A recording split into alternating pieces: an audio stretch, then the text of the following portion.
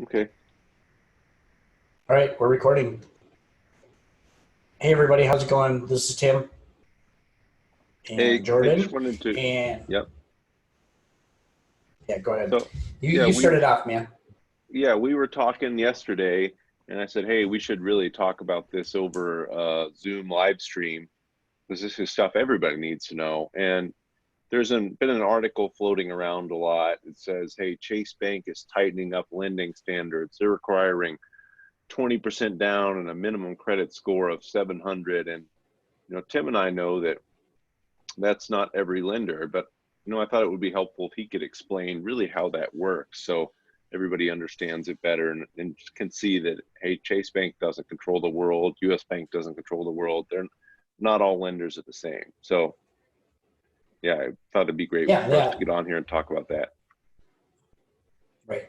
That's true. And so to understand this, you kind of got to know the bigger picture first, right? So all the guidelines for loans are set by Fannie Mae and Freddie Mac, FHA, VA, those agencies, right? And they set them so that they can get loans that are similar so that when they go to sell those loans, they can package them up as similar loans and then people will buy them, right? Because if they're all, if like one person can have a debt to income of 70 and another person has to be 40, that's not really the same loan, right? It's not the same risk profile. So they're trying to standardize them.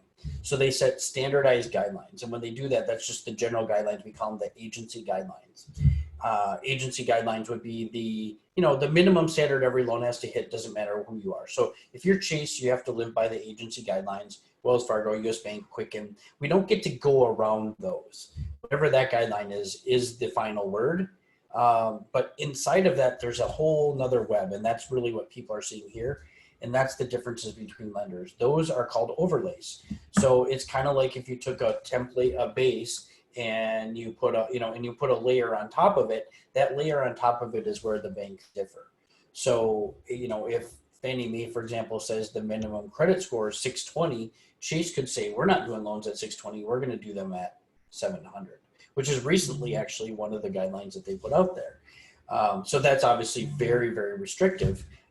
Any other bank could go down to 620. That they can't go below 620 because that is the agency guideline, but they can go down to 620. Chase is choosing to be more restrictive and have what's called an overlay, making their, in their eyes, their risk appetite isn't as big as others or as big as Fannie Mae. So they're limiting their exposure by creating that overlay. That's the general idea of what happens between lenders. And then how it's working in this case, to get really specific about Chase, is Chase, their CEO is not a big fan of their mortgage division or mortgages in general. Doesn't like a lot of things about it, including some of the government over regulations, and has been very critical of the government when it comes to how it treats mortgages, and has used excuses in the past when government steps in to back off. Like I don't remember exactly how many years ago it was now, but more than 2 years ago, Chase pulled out of FHA lending. I don't know if they ever went back in, but they completely pulled out when the government made a change and made them do something they didn't like. They said, fine, you're going to make us do that. We're not going to lend on FHA at all. And they completely cut out. And so they're known to be extremely conservative. They cherry pick the type of deals they want, and they don't do anything else. So in this case, all these memes you saw was, this is typical Chase. This isn't the industry. The industry has tightened its belt a little bit. There are some overlays that we're seeing that are becoming pretty much industry standard, not 100% standard, but close to it. And but for the most part, Chase is going to be out on its own. It's going to be a rebel, being more conservative than everyone else. Sure. And the Fannie Mae and Freddie Mac guidelines recently tightened up a little bit too, right? With credit score and debt to Yeah, income. yeah. What we're seeing, what we're seeing is their actual guidelines. They did make it. What they're doing is they're making it require that we check more closely someone's employment, right? Hmm. Because they're worried about people being unemployed or furloughed. Yep. So there's some tightening in the quality control process there. they've actually made some things looser, believe it or not, meaning like they're more liberal on how they will treat the approval of a condo and also how they will treat appraisals. So, for example, I don't want anyone to mishear me here. It's not that they will do virtual appraisals and non and appraisals where they don't enter the property in some circumstances. And this is Fannie Mae and Freddie Mac are different, and they're also different from FHA and VA. So don't so FHA tried to do this, but really it didn't work. But basically, there are situations where they will their appraisal will drive to the exterior of the property, but the interior pictures and other data will come from the person living in the property. So they could potentially email video and or pictures to the appraiser to complete the interior part of the appraisal. It's a case by case basis. It requires certain loan types and parameters. Like, for example, don't expect that on cash out. Don't expect that on investment properties. It really the safest deals is what they're doing that on. Okay. You may read that FHA tried to do the same thing, and they did, but they totally botched it. And frankly, right now it's not in practice. The appraiser that I talked to threw his hands up and said, "How are we supposed to do that in FHA? Like, it doesn't meet any of the guidelines. They have to allow it. They have to basically tell us what we can stop doing before it'll work." So maybe that'll happen in the future, but I think that FHA moves so slow on stuff like that that I don't expect that to be a reality.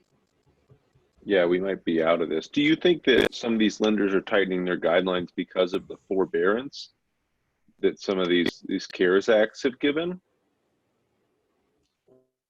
100%. That is where we're seeing all the tightening. So it's that combined with it's the fear of people not making their payments. So again, looking at the big picture, keeping it simple. When you the reason why loans are cheap is because they're bought and sold like kind of like stocks. They're bonds, but they're like it's bought and sold like stocks on Wall Street, and that allows basically supply and demand, right? Yeah, if the demand is high, the rates will be low, right? Because the supply is the money going in, right? The investment. Rates go up when people don't invest as much money in mortgages. That's when rates go up. The higher rate attracts more investors again, right? And then consequently can bring the rates back down. So what you see with forbearance is now all of a sudden people don't want to buy mortgage bonds because they're not sure that people are going to be paying their mortgage payment, right? And that Mhm. means no money. And the one thing about mortgage bonds is the reason why they're attractive is they're supposed to be safe. But when they're not safe, they're not a very good investment because they don't pay that well. They're not highly high margins anyway. They're not high return on investment. So when people stop paying, people don't want to get mortgage bonds. And so now investors, in order to make mortgage bonds more secure again, are trying to basically make them safer so that people want to invest in them. Sure, absolutely. That makes sense. Another thing you can think of is if you, I'll just use Chase as our example. If you have your mortgage with Chase and you don't pay Chase, they're required to pay that mortgage bond holder your payment, even Oh, though wow. you didn't pay them. And they can do that in limited quantities, limited meaning like 1% of their portfolio. But when it gets to be several percent of their portfolio, it affects things. Where we're seeing this the most currently, FHA's forbearance rate as of a couple of days ago was 5.89% of the whole FHA portfolio is in forbearance. That's more than double what conventional is. So what we're seeing now is FHA and VA rates because they're tied together. They use the Hmm. same bond. Those are in flux, and frankly, no one wants to buy them. And those forbearances are making it harder for people to get good deals on FHA loans. You can get a low rate, but you're going to pay very high fees to get it. Okay. Yeah, I just thought it would be good for us to jump on here because obviously I'm no expert. I'm not a lender. You are. But I think a lot of people really don't understand how the whole process works, and they see stuff like these Yeah, Chase is raising the requirements articles pop up and just think, oh, Chase is a big bank. All banks must be doing this, and it's going to be hard to get a loan now, and that's going to affect the housing market, which it absolutely would. If everybody raised the minimum down payment to 20% and the minimum credit score to 700 across the board, that would be a big deal. So if we see an article that says, hey, Fannie Mae and Freddie Mac raise the minimum down payment to 20% and the minimum credit score to 700, that would make a big impact. I don't. Right. And Chase actually, I don't remember all the details, so I don't want to speak specifically the exact details, but Chase made different guidelines for their customers versus the rest of the world. So they're actually Oh, not really? treating their customers the same way as they are, someone right off the street. Sure. So some of the things you saw don't apply to their own internal customers. And Okay. yeah, so it's a little bit of it's certainly a misleading, but they did definitely tighten up dramatically. If you're a U.S. bank customer and you want a mortgage through Chase, you're not going to get very good terms. Okay. Playing favorites a little bit. Yeah. Why? I guess why not? In this market, they can, and if they Yeah. don't care about the mortgage revenue, then that's part of it. But it does bring up a good thing, and I kind of feel the need to mention this every single time. If you don't need to be in forbearance, we recommend that you don't choose that option. The more I'm hearing about it, the more I think that it's very dangerous to get into a forbearance agreement.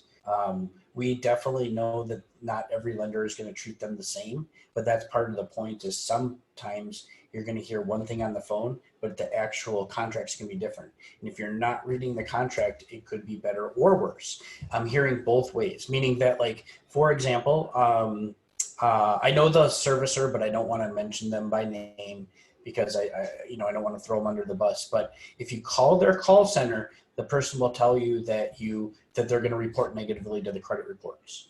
But if you read their contract, it will say that they won't. Well, the contract's the real thing, right? Like, whatever they tell you is wrong. But because of that inconsistency, I'm very concerned that people are going to call up, they're going to get the information, they're going to make their decision, but they're not going to read the contract they get. And so, terribly important that you take this very seriously if you go in forbearance, and that you and I would actually make the offer that no matter who you're with, no matter who your mortgage person is, if you want to send me your contract so I can help you go through it and make sure you understand what's going on. I read this stuff all the time. I'd be happy to help on that, regardless of whether I'm your loan officer or not, because I just think it's that important to figure out what's going on. And if you want unbiased opinion, there's been a website created called Forebearancereport.com, and it lists the lenders. You can click on their link and it will tell you their in writing policies. So super important to go to that site if you're thinking about forbearance. Yeah, there's always strings attached, I'll so put it's good to know the strings.